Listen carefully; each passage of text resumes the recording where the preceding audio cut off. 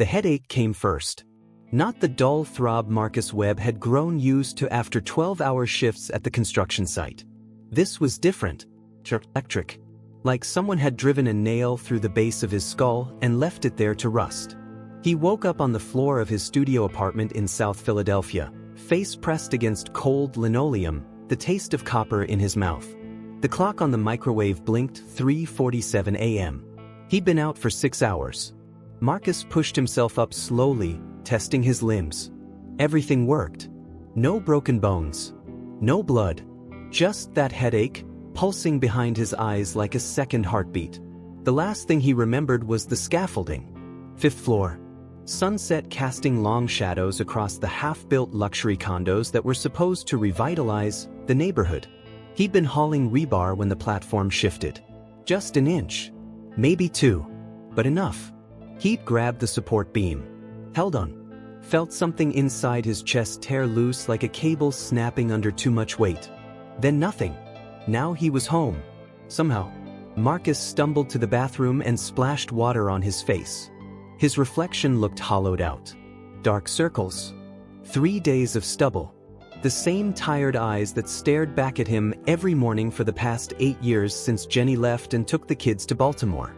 He downed 4 ibuprofen and collapsed onto the mattress that served as his bed. Sleep came in fits. Strange dreams. Pressure building in his chest. Hands lifting impossible weights. Stone. Steel. The earth itself.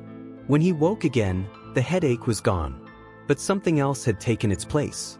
The feeling started in his fingers. Marcus stood in the tiny kitchenette, making instant coffee because the pot had broken 3 weeks ago and he hadn't gotten around to replacing it. His hands felt different.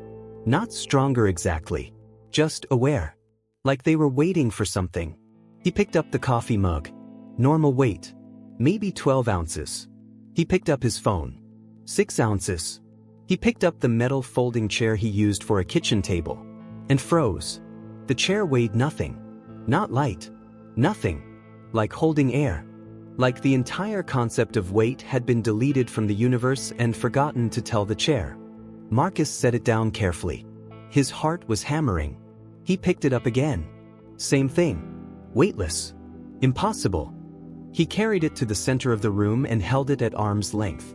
Still nothing. He could juggle it with one hand if he wanted. The chair hadn't changed. He could see the rust on the legs, the dent in the seat from where he dropped it last month. But his body didn't register any of it. Marcus spent the next 20 minutes testing every object in his apartment. The microwave. The mini fridge. The bookshelf made of cinder blocks and plywood. All of them lifted like they were made of styrofoam. Then he tried the couch. It was a sectional. Brown corduroy. Stained. Heavy as hell. He'd needed 3 guys to help move it up the stairs when he'd found it on the curb 2 years ago. Marcus squatted down, got his hands under the frame, and lifted. It came up smooth. Effortless. Like picking up a pillow. He held it over his head. 500 pounds, easy. Maybe more. His arms didn't shake. His legs didn't burn. He could have stood there all day. He set it down and tried to lift it again. Normal weight. His back screamed. His knees buckled. He dropped it after 2 inches. Marcus stepped back, breathing hard. Whatever this was, it worked once. He called in sick to work. First time in 3 years. The foreman gave him shit about it, but Marcus barely heard him. His mind was racing through possibilities, each one more insane than the last. He spent the morning experimenting. He learned the rules fast. 1 lift per day. Anything he touched with the intention of lifting became weightless, but only for that single attempt. It didn't matter if he held it for 5 seconds or 5 hours. Once he set it down, the ability was gone until the next morning. The reset happened at exactly 6 a.m. He could feel it, like a switch flipping inside his chest. He learned other things too. The weight didn't transfer to other objects. If he lifted the couch and set it on a table, the table didn't collapse. The universe seemed to accept the new position as normal, as if the couch had always been there. He couldn't lift living things. He tried with a stray cat that wandered through his alley. His hands passed through the sensation of weight like it was still there, unmoved by whatever force was working through him. And he couldn't lift himself. He tried jumping while willing his body weightless. Nothing. Whatever this ability was, it had limits. Strict ones. By noon, Marcus was exhausted. Not physically. Mentally. The implications were stacking up in his mind like shipping containers, each one heavier than the last. He could rob a bank.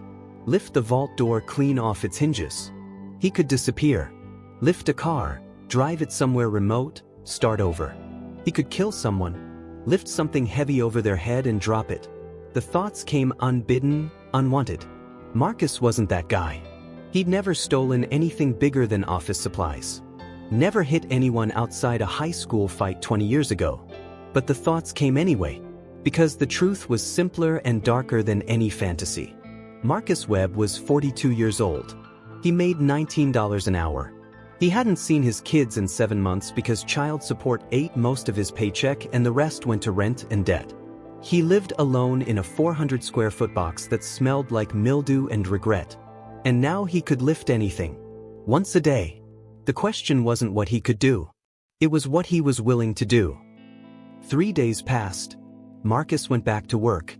Kept his head down. Didn't lift anything unusual. Every morning at 6 a.m. he felt the ability reset, and every day he let it sit there unused, like a loaded gun in a drawer. He told himself he needed time to think. But the truth was he was scared. Not of the ability itself. Of what it meant.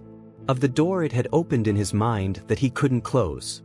On the 4th day, Tommy Vega cornered him during lunch break. Tommy was a year younger than Marcus, with the kind of wiry build that came from a lifetime of manual labor and not enough food. He'd worked construction since he was 16. 3 kids. Wife with medical bills. The kind of guy who showed up even when he was hurt because missing a day meant missing rent. "You hear about the Riverside project?" Tommy asked, biting into a gas station sandwich. Marcus shook his head. "Finished early. They're cutting crew next week. At least 8 guys." The words hit like a punch. Marcus had been on the bubble for months. Older workers always were. The site supervisors liked the young guys. Faster. Cheaper. Less likely to complain about safety violations. "You think we're on the list?" Marcus asked. Tommy shrugged. "Probably. Unless we make ourselves useful." That night, Marcus lay on his mattress and stared at the water-stained ceiling. 8 guys. Families. Kids. Bills. And he had an ability that could change everything. Not save the world. Not stop crime. Just move something heavy. Once a day. The idea came to him at 2 a.m. By 6 a.m., he'd made up his mind. The construction site was 15 minutes from his apartment. Marcus arrived before sunrise, while the security guard was still doing rounds on the north end. He knew the shift patterns. Knew the gaps. He headed straight for the crane. It was a tower crane. 80 tons of steel. Used for lifting I-beams and concrete slabs to the upper floors. It had been acting up for weeks. Hydraulic issues. The repair crew was scheduled to come Monday. But if it broke before then, Marcus climbed the operator's cage. His heart was pounding. This was stupid. Reckless. If anyone caught him, he'd lose his job. Maybe worse. But if he did nothing, he'd lose his job anyway. He placed both hands on the main support column. Thick steel. Cold in the pre-dawn air. And he lifted. The crane groaned. Not from strain. From movement. The entire structure shifted 3 inches to the left, just enough to misalign the hydraulic pistons in a way that would look like mechanical failure. Marcus set it down and climbed out fast. By the time the crew arrived at 7 a.m., the crane was immobile. The foreman called the repair company. They said it would take 5 days minimum to fix. The project manager had a choice: delay the timeline and lose the bonus, or keep the crew working on ground-level tasks until the crane was operational again. He chose the crew. All 8 guys kept their jobs, including Marcus. It should have felt like a victory. Instead, Marcus felt hollow. He'd used his ability, crossed a line. Not a big one. Not illegal, technically. But he'd manipulated the situation, changed reality to suit his needs. And the worst part? It had been easy. Over the next 2 weeks, Marcus found himself looking for problems he could solve. Small things. A truck with a flat tire blocking the site entrance. He lifted it just enough to roll it to the side. A support beam that had fallen in an inconvenient spot. Gone. No one noticed. Or if they did, they chalked it up to luck or timing. Marcus became the guy who was always in the right place at the right time. Reliable. Useful. But the thoughts kept coming. Late at night, when the city was quiet and the walls felt too close, Marcus would think about the bigger things he could move. Bigger problems he could solve.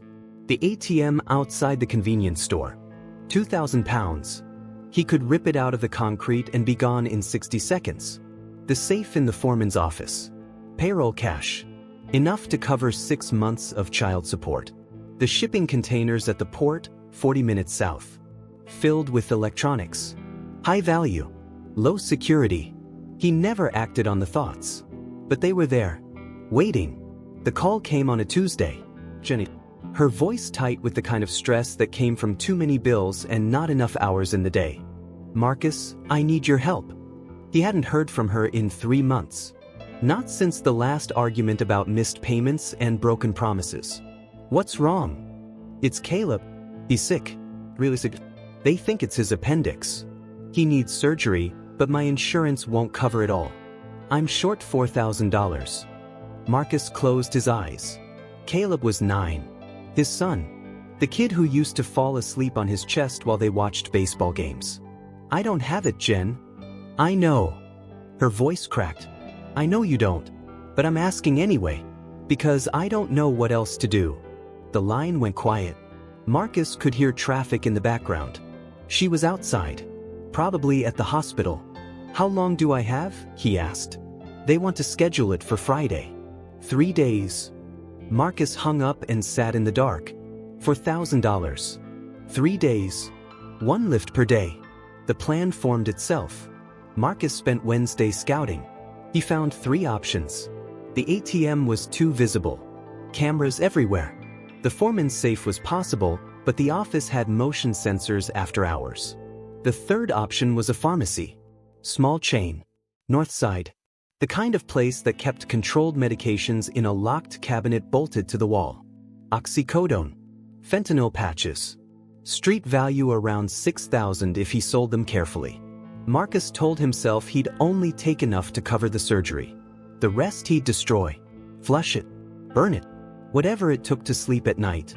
Thursday at 11 p.m., he parked 3 blocks away and walked to the back entrance. The lock was cheap. He'd brought a crowbar. It took 30 seconds.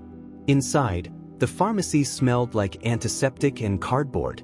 Emergency lighting cast everything in a sickly green glow. Marcus moved fast, heading for the cabinet. It was bolted into the wall with 6-inch steel anchors. Designed to stop sledgehammers and thieves with hours to work. Marcus put his hands on the sides. And lifted. The cabinet came free like it was held on with velvet. He set it down on the counter, opened the door with the crowbar, and started filling his backpack. That's when he heard the voice. Don't move. Marcus froze. The security guard was young. Maybe 25. Overweight. Shaking. He held a flashlight in one hand and a canister of pepper spray in the other. I called the cops, the guard said. They're coming. Just stay there. Marcus's mind raced. The guard was blocking the exit. The police would be here in minutes. If he got caught, it was over. Prison. Losing his kids forever. Everything. He looked at the guard. At the fear in his eyes. Then he looked at the shelving unit beside him. 8 feet tall. Metal. Loaded with boxes of bandages and medical supplies. Heavy enough to crush a man. 1 lift. Marcus felt the ability humming in his chest, ready. Waiting for him to make the choice. He could lift the shelving. Tip it.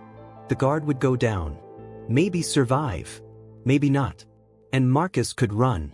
3 seconds passed. The longest 3 seconds of his life. Then Marcus raised his hands. Okay, he said. Okay. He set the backpack down and stepped away from the cabinet.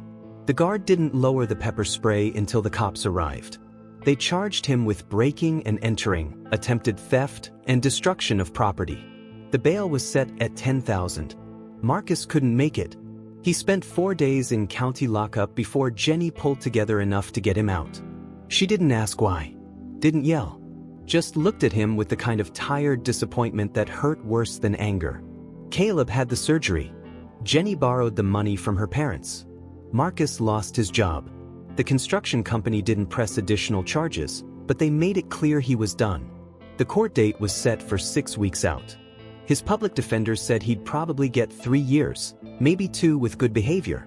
Marcus spent the time looking for work. No one was hiring. Not with pending charges. Not for a 42-year-old ex-con. He thought about using the ability. One last time. Lift something valuable and disappear. Mexico. Canada. Somewhere new. But he didn't. Because the truth had finally settled in his bones like cold concrete. The ability didn't change anything. He could lift the world and he'd still be Marcus Webb. Still broke. Still alone. Still making the same stupid choices that had landed him here. One lift a day couldn't fix that. Nothing could. The morning of the court date, Marcus woke up at 6 a.m. He felt the ability reset. The familiar hum in his chest. The awareness in his hands. He got dressed. Cheap suit from Goodwill. Shoes held together with glue. On the way to the courthouse, he passed a construction site. New building. 10 stories. Workers moving like ants across the scaffolding. One of them was struggling with an I-beam that had gotten stuck on the 3rd floor platform. Marcus stopped walking. He could help. Lift the beam. Save them hours of work. Maybe earn some goodwill. Maybe get a recommendation. Maybe change something. He stood there for 5 minutes, watching. Then he kept walking. Because the ability wasn't magic. It was just a fact. Like his debt. Like his mistakes. Like the gray Philadelphia sky that never seemed to clear. He could lift anything. Once a day. And every day he had to choose what that meant. The judge gave him 18 months. Reduced sentence. First offense. Mitigating circumstances. Marcus served 11 months. Got out early for good behavior. When he walked out of state prison in November, the air was cold and the streets were wet with rain. He had $200 in his pocket and a list of halfway houses that might take him. Jenny had stopped answering his calls. His apartment was gone. The construction company had blacklisted him across the city. But the ability was still there. Every morning at 6 a.m., Marcus Webb woke up and felt it reset. The power to lift anything. To move the immovable. To change reality, just a little, just once. He never used it again. Not because he didn't want to, but because he'd learned the hard truth that most people spend their whole lives avoiding. Power doesn't save you from yourself.